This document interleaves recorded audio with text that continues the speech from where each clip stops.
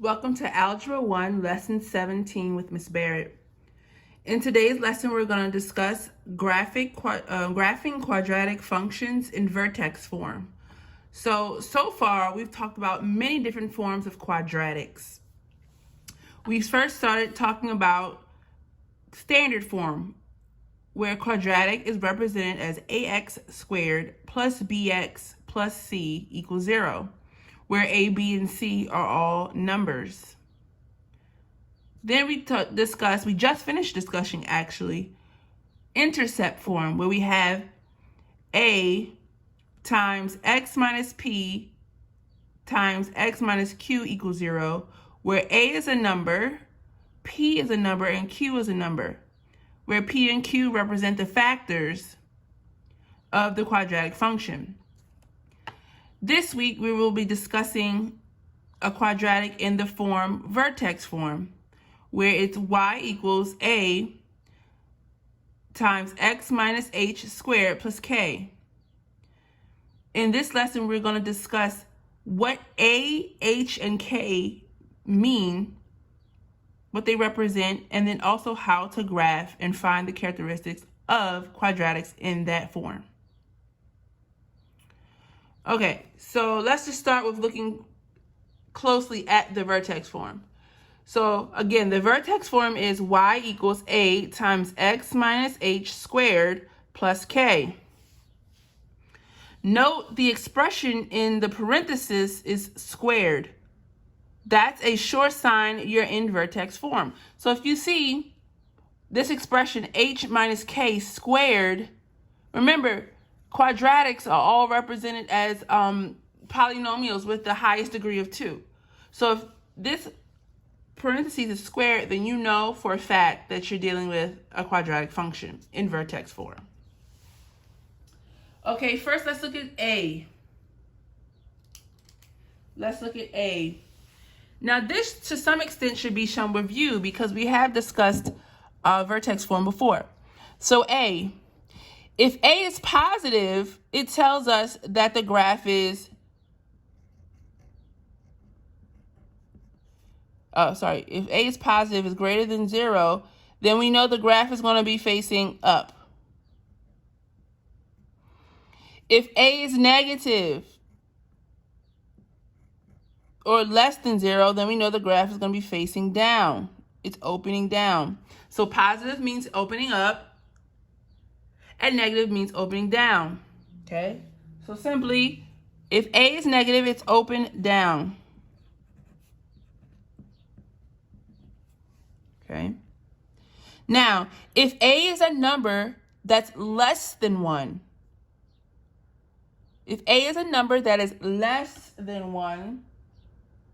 then that means the graph is going to be wider. Okay? So example, if it's negative, if it's 1/2, then the graph is going to be wider. Okay. If the number is greater than 1, then it's going to be more narrow, so narrower. For example, if A is 2, then it's going to be more narrow. Okay? Less than 1, more wide. More than 1, more narrow. So that's what A tells us. A tells us if it's going to be open up or down, and if the graph is going to be more wide or more narrow. Now,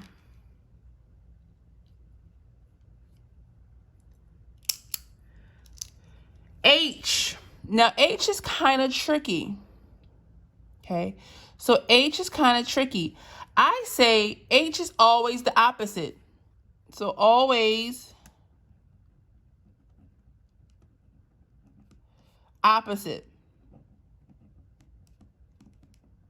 H is always opposite of what you see.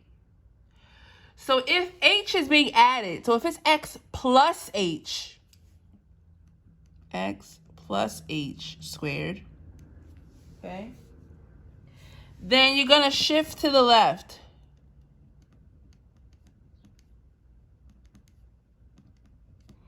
If H is positive, then really what it is that it's means that h is negative. H is actually a negative number. It's like saying x minus negative h squared. So h is negative. And we'll see examples of that in a moment. Okay, so if you are adding h, x plus h squared, then you're going to shift the graph to the left, however many the number h is. So let's say h is positive 2, then you're going to shift the graph 2 to the left. If h is subtracting, like here, x minus h squared, you're going to shift right. And h is actually a positive number. H is positive.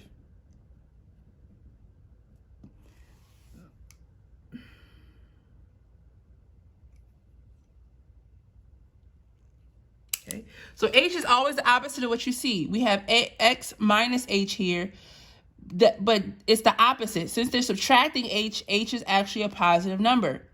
If we had x plus h, that would mean h is negative. Sorry, h is negative. So if it's a plus sign here, then h is negative. If it's a subtraction sign, h is positive. It's the opposite of what you see. K, however, is exactly what you see.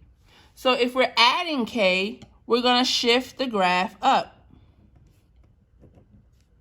because positive means to add. So we're going to shift up. Just like money. If I said I'm shifting my money up, then that means I'm getting more money. Now, if k is negative, then I'm going to shift down. I'm going to shift down. So basically, A tells us whether the graph opens up or down, and if it's more narrow or more wide. H tells us whether we're going to shift from left or right. And K tells us whether we're going to shift up or down. It's important to know what A, H, and K represent and what they tell you about the graph of the quadratic. Okay, now let's look at the parent function. A parent function is the most basic form of a function, of a quadratic function, without any shifts. So here, when you see a quadratic in this form, A, H, and K represent shifts in the graph. The parent function has no shifts. So A is 1, H is 0, and K is 0. And that's what this graph looks like. It has not moved. This is the graph of a quadratic that has no shifts. So here,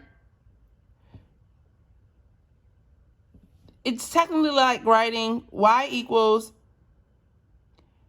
1 times x minus 0 squared plus 0. Now, in mathematics, you know that most of the time the rule is if there's a 0 there, you don't have to write it. Okay? So the vertex here, the vertex is always HK. HK. So whatever H is and whatever K is, that's the vertex. So in this example, it would equal 0, 0. Because here goes the vertex right there. At the point 0, 0.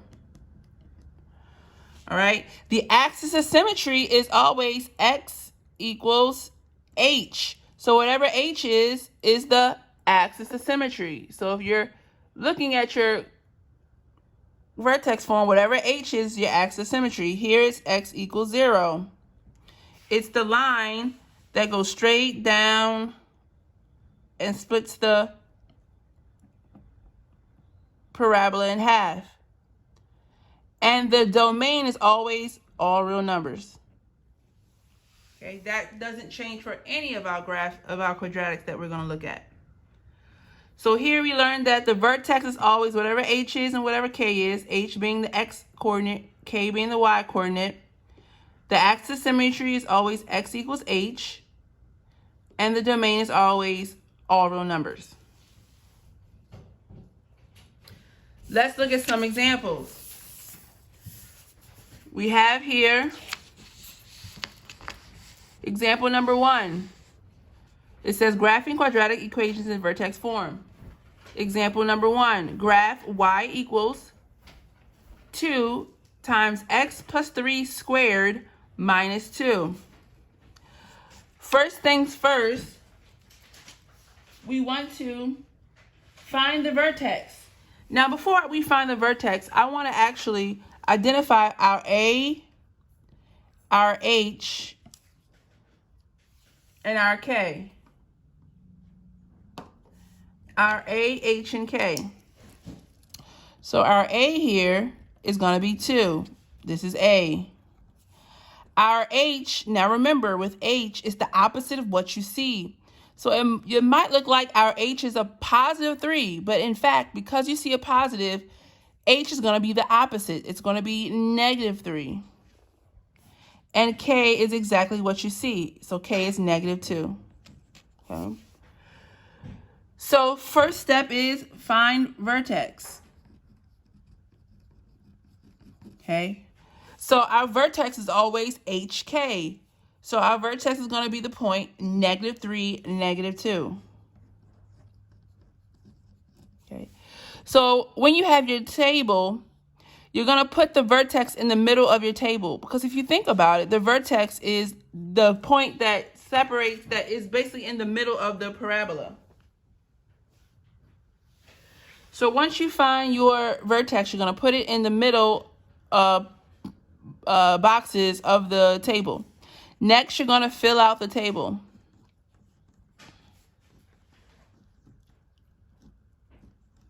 All right. So what I like to do is with my x terms, if see here, x is negative 3, I'm going to pick two numbers greater than negative 3 and two numbers less than negative 3. So this could be negative 4 and negative 5. And this would be negative 2 and negative 1.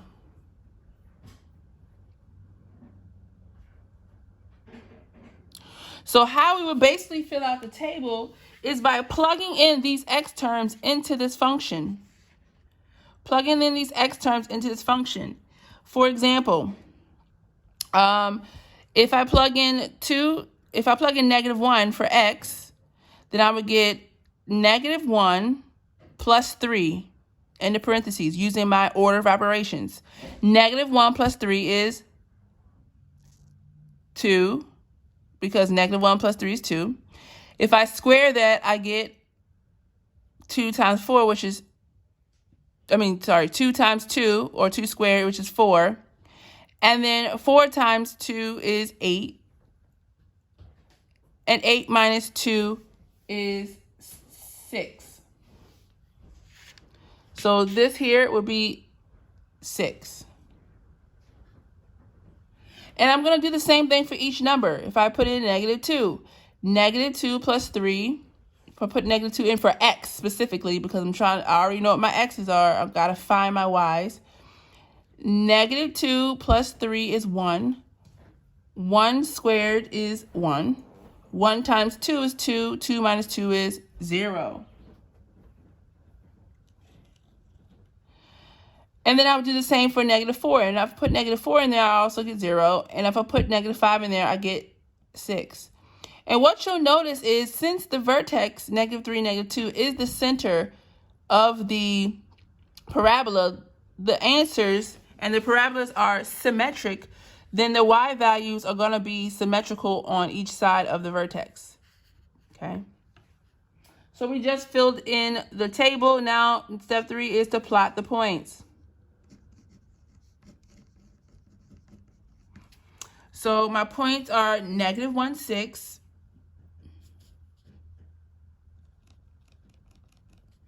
Negative 2, 0.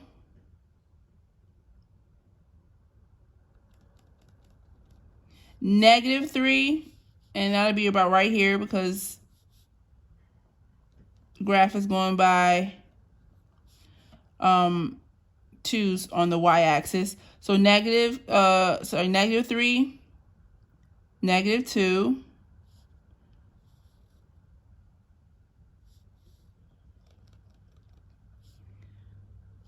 and it's about right there. And then negative 4, 0, and then negative 5, 6. And I'm going to connect my dots. Okay. And that's what my graph looks like. It's not pretty, but as long as you're connecting the dots, it's acceptable. So this is the graph of my parabola. Now, describe the following. Now that we have our graph, we need to describe the following. Is it opening up or down? The graph is opening up. Okay, and we should know that it's opening up because our A here is positive. What's the vertex? The vertex is the most bottom or most top of the graph. So our vertex here is going to be, and we found that out earlier, -3, -2. So you can find the vertex two ways. You can look at the equation and find your H and your K, which is the vertex, or you can look at your graph. Okay, that's the vertex. -3, -2. Your axis of symmetry is always x equals h. And if you know your vertex, you know your axis of symmetry because it's the x term of your axis of your vertex. So x equals -3, right? This is my axis of symmetry.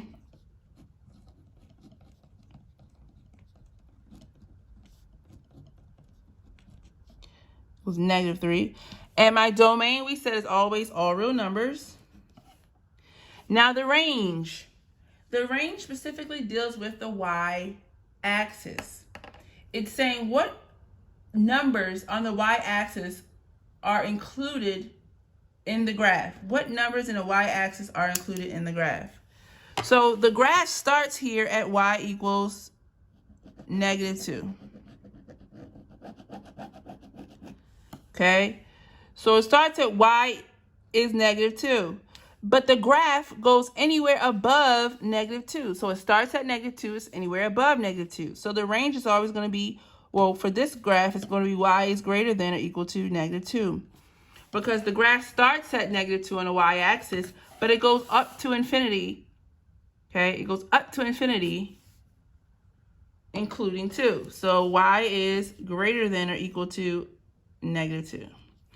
Again, what you'll notice here is the range is the same number as the y value of the vertex. So the vertex tells you a lot of information. The vertex, the x value of the vertex tells you the axis of symmetry. The y value tells you the range. So if you know your vertex, then you can identify most of these characteristics. Let's do another one. I want you to first identify your A, H, and K. So my A is going to be -1. Remember, if there's a negative and no number in front of parentheses, there's an invisible 1 there. My H is going to be the opposite of what I see. So this says x -1, then it's a +1. And then K is exactly what you see, so it's a +1. That was, so now we know step 1, which is find our vertex. Our vertex is HK. We said our H was 1, our K is 1, so our vertex is 1 and 1. Put that in the middle of your table. And then you're going to choose numbers that are less than 1. So let's do 0, -1, and then numbers that are more than 1, 2, and 3. Okay. And what you'll notice again is that the numbers are symmetrical. They image each other, reflect each other actually. Okay, so that was step 2. We're going to do step 2 by filling in the table. So if I put -1 into this function, so x is -1. -1 minus 1 is -2. -2 squared is 4. 4 times -1 is -4, and -4 plus 1 is -3. You can always do this with your calculator, ladies and gentlemen. I'm just doing it just to show you that all you have to do is plug in -1. Then you can use your calculator to find out what that outcome is. Okay, if I plug in 0, 0 minus 1 is -1, squared is +1, times -1 is -1, plus 1 is 0. And I do the same with 2 and 3, and I would get also 0 and -3 because they mirror. Now, of course, when you do it with your calculator, it's going to take more time, but you should still get the same answers. Now, step 3, I'm going to graph it. So I'll go to -1, -3, -1, -3, 0, 0, 1, 1, 2, 0, and 3, -3. Okay. And I'm going to connect my dots.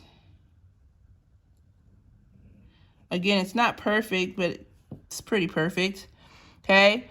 So now that I have my parabola, I see what it looks like. We need to answer the questions. Is it opening up or down?